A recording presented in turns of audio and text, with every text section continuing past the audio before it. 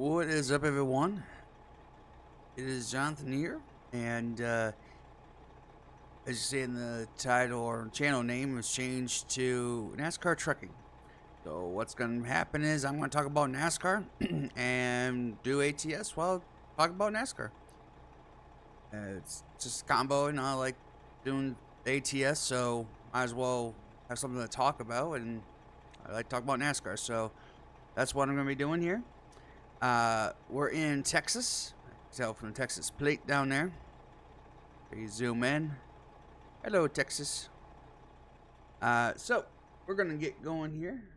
We're going to not do that. I want to make sure that's on. Make sure all the mirrors are on. Make sure we're in the right spot.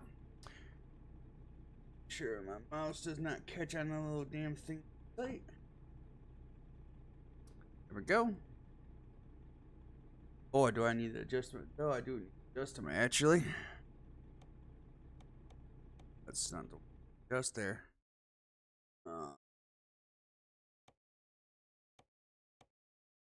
That's what I need, but just the mirrors. There we go. I need to bring them in.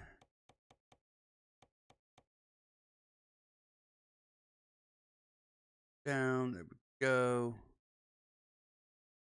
Right one needs to bring in two. Go. Those are fine. In fact, don't think I'll need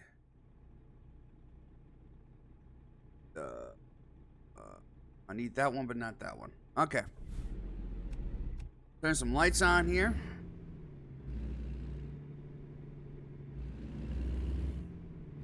I think we got this way. We cannot.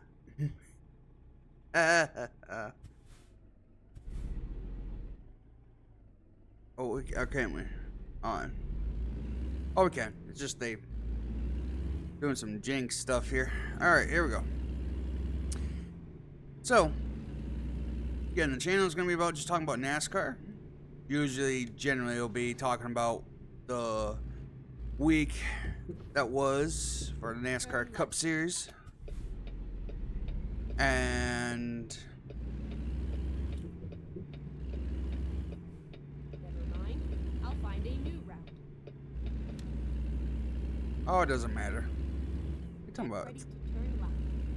So, things to talk about. Also with Turn left. NASCAR news and things like that.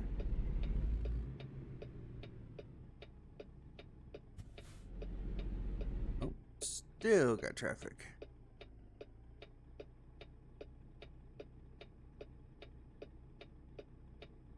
Why are you stopping? I'm nowhere near the exit. Why would you stop? I mean, appreciate it, I guess, but you're taking a big risk being right there. I can't see you.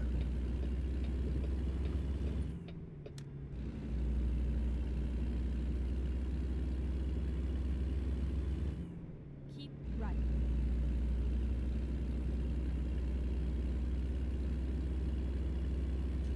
All right, go this way. So, first thing to talk about is Daniel Suarez. He is going to have to do the Xfinity Series race in Mexico. They go down there in a couple weeks, 3 weeks, I guess. They're going to Bullet Train. I've never seen those. They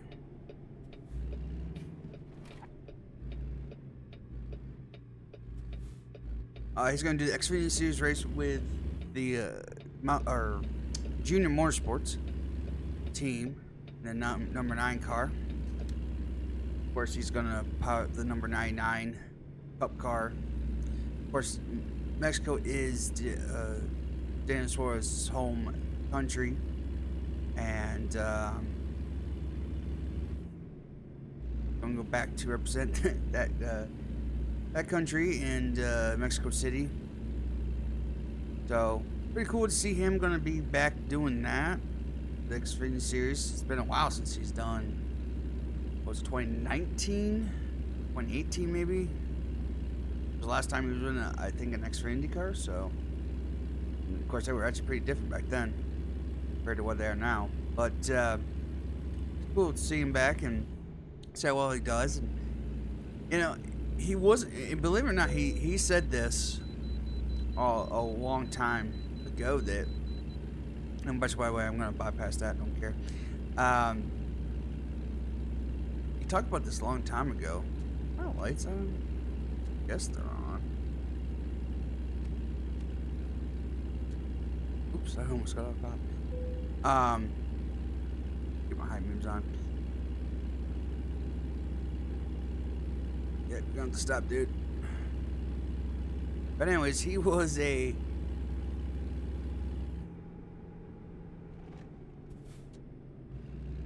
They're on. It's very dull.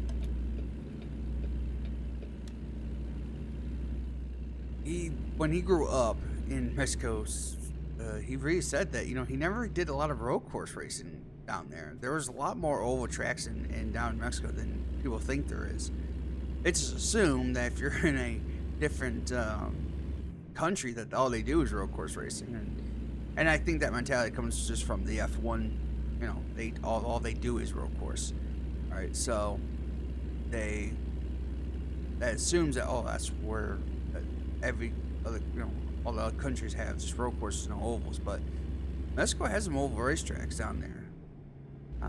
I guess I saw also some news where I guess the only oval near Mexico area, like the north part of Mexico, had to be shut down because it wasn't up to safety standards, I guess. So I don't know if they'll ever get back going, I guess, but either way, it's cool to see Dan Suarez do both of them, and of course, I can tell you right now, the majority of the fans are going to be for Suarez for sure.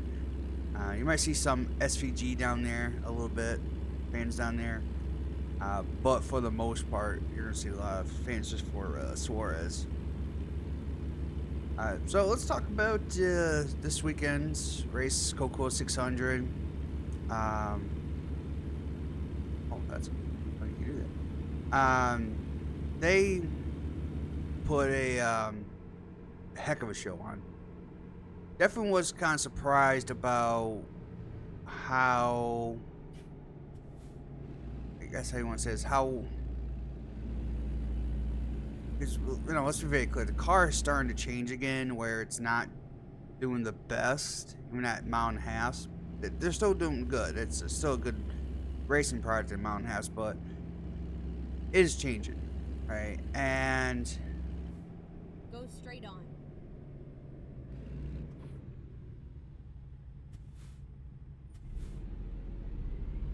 I feel like that they did a pretty good job racing as well on Sunday night. It was a hard to pass, absolutely. Dirty air was a huge issue still, no matter what.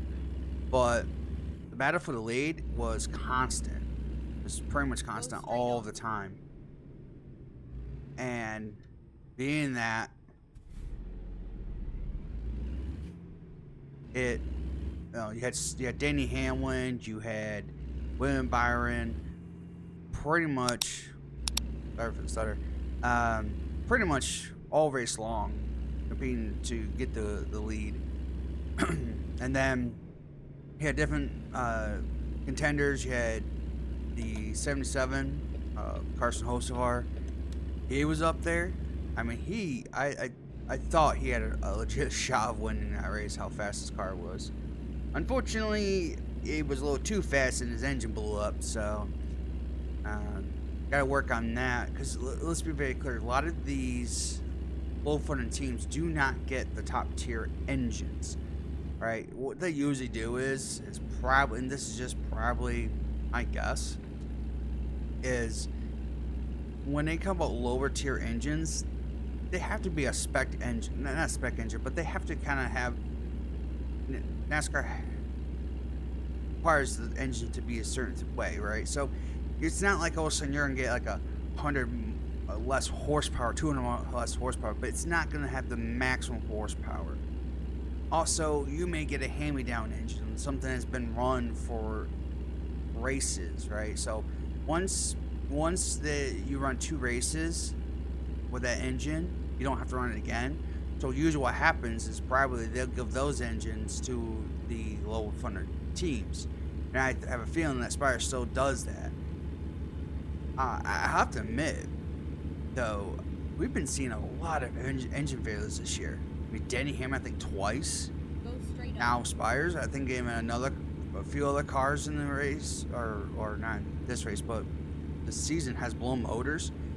So I don't know if it's just because this new engine seal thing where you have to run the engine twice in a year.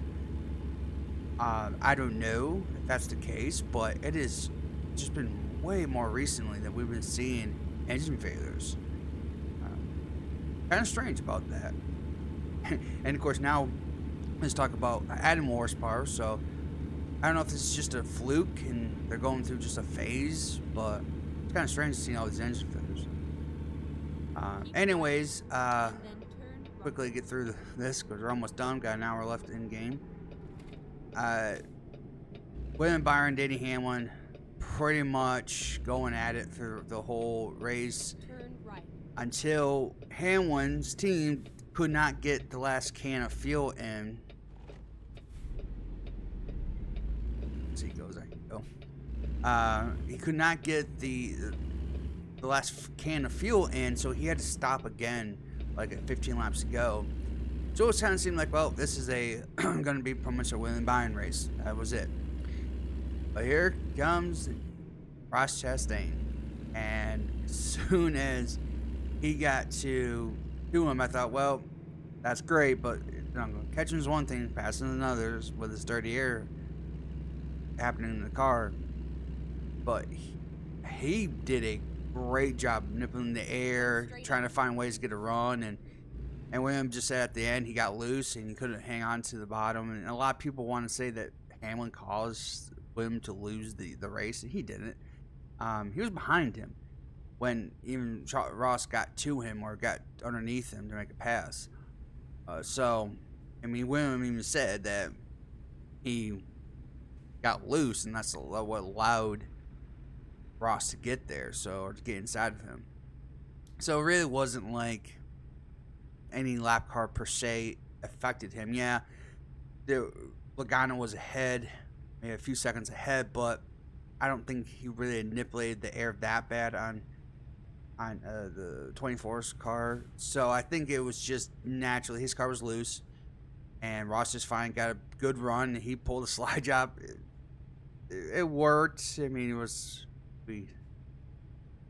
just say if it was lap 100, he would have let William get back to the outside of him.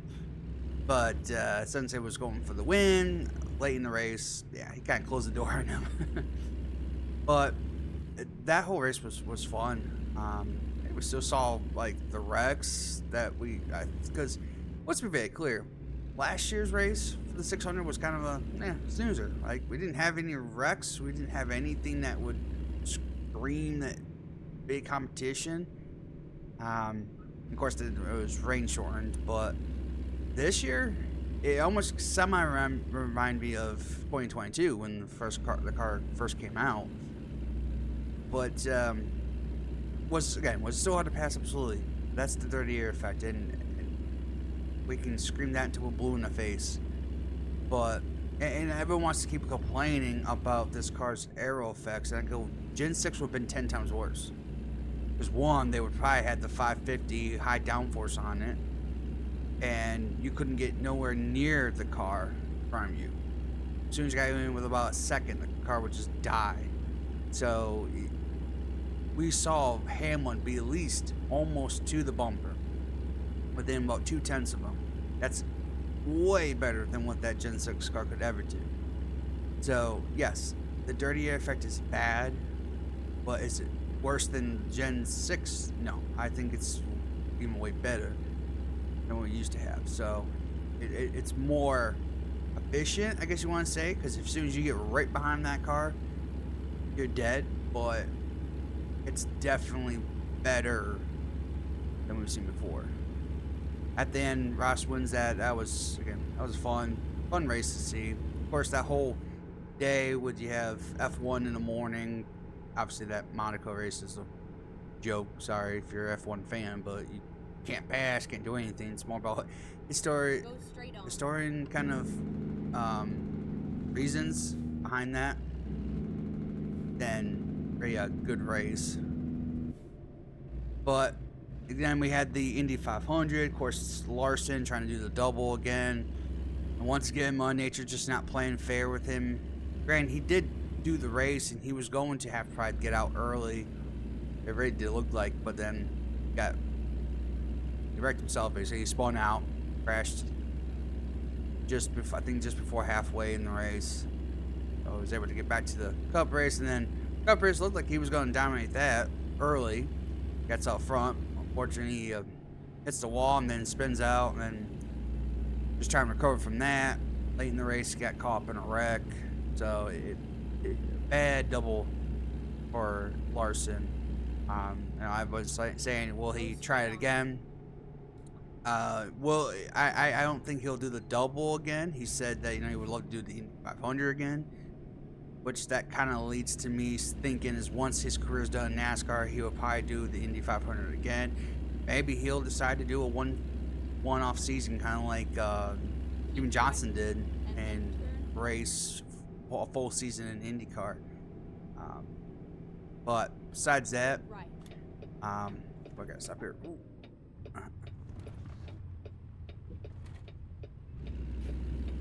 But yeah, still a good fun weekend for racing.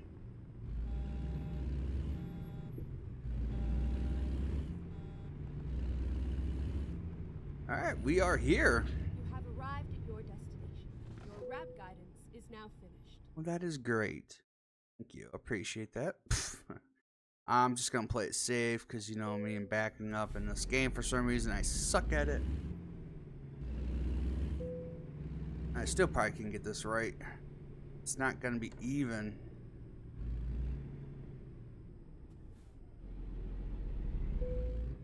I took it. Good enough for me. Alrighty. Let's couple that.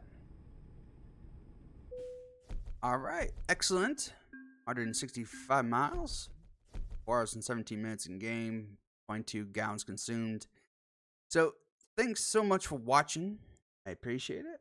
And, again, just to talk about racing on this channel would be better just do something fun to kind of distract me while talk about racing, enjoy racing, and have my just kind of share my opinions about racing and stuff and any NASCAR news that comes out.